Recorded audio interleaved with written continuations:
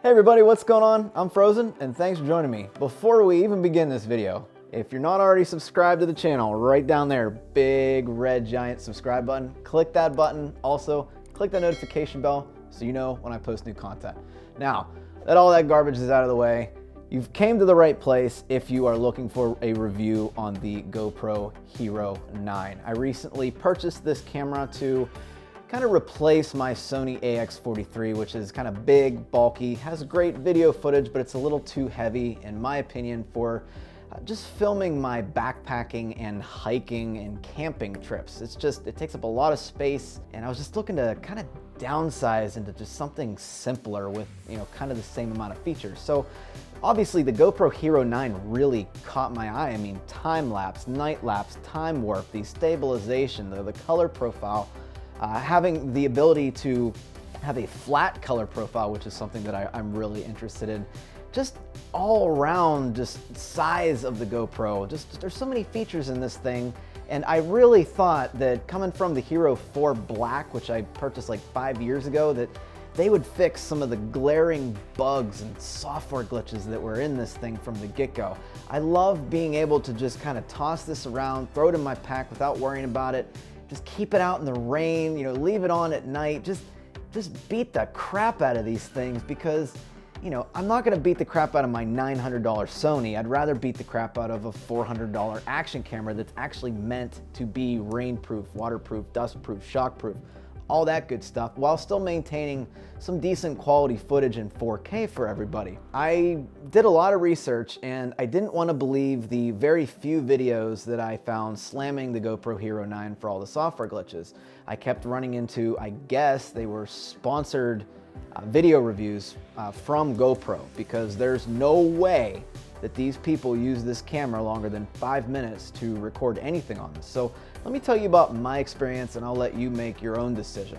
So first off, I know that GoPro is really specific with their SD card compatibility list. So I specifically looked to figure out which SD card I should buy. And I decided on two different ones. One was a SanDisk Extreme and the other one was a PNY Pro. Both of them on the approved list of compatible SD cards. Both of them 128 gigs.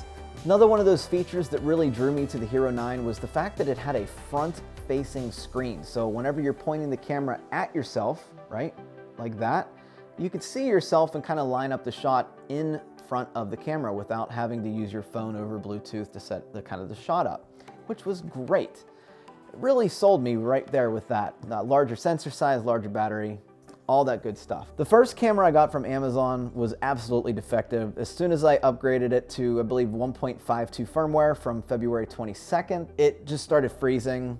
It started glitching, the screen started shaking and wobbling, a whole bunch of stuff. Sometimes the camera specifically has a feature that allows you to turn it on at a scheduled time. That wouldn't work. So I sent the camera back, Amazon replaced it with the same model.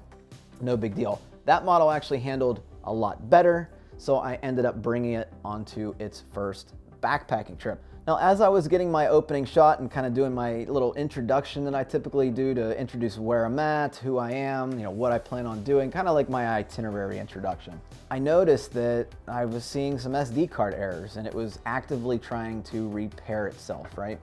And for the most part, that usually works. I've seen that before in the Hero 4 Black. No big deal. It is what it is. It sometimes happens on my Sony camera. It's just, sometimes you don't shut it off right and it doesn't like it and it hasn't written all the data to the SD card, so it tries to fix itself. When I got home, I realized my whole introduction was gone. It didn't save, so just keep that in mind. Some of the time lapses that I did with the sunset and turning it on for the night lapse, those didn't save. I ended up losing a total of, I think, over 17 clips, ranging in different lengths and sizes and different things that I was doing. It was very hard to piece that video together, especially in the intro. I had to kind of overdub my voiceover introducing where I was and who I was. Not a good situation for the GoPro. One thing that I absolutely want my camera to do is save the footage correctly. I can handle your random SD card error and random glitches, but to lose 17 clips over the span of 2 days, that just seems very unacceptable to me. On top of that, within the first 40 minutes, I had already pulled the battery twice because the screen was unresponsive and the camera had crashed or froze up. Now, I'm in IT. I understand things happen. I'm a very technical person, but I can say, in my opinion, that the software is nowhere near where it should be, even with the latest 1.52 update.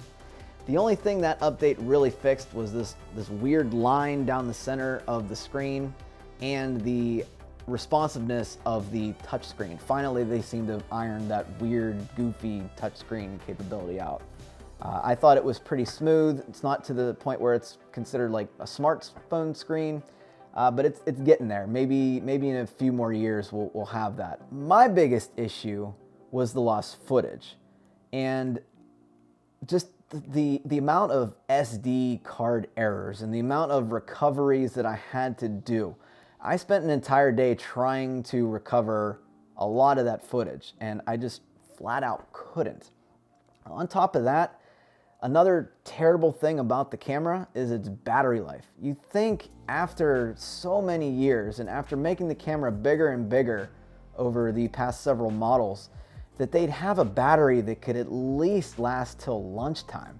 You're sitting there taking a selfie and talking to the camera or shooting footage, and you're watching the front screen's battery just go down by 2% every minute. By the time I finally stepped foot on the trail, I was already at 83%. It's just like absolutely ridiculous.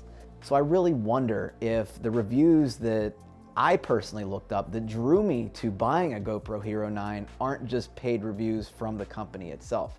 There's no way that I got two Defective models back to back, had that many SD card errors, the batteries suck, the freezing issue is even worse. The only way to fix that is to open the cover and remove the battery to force it to reset itself and then, put it back together again.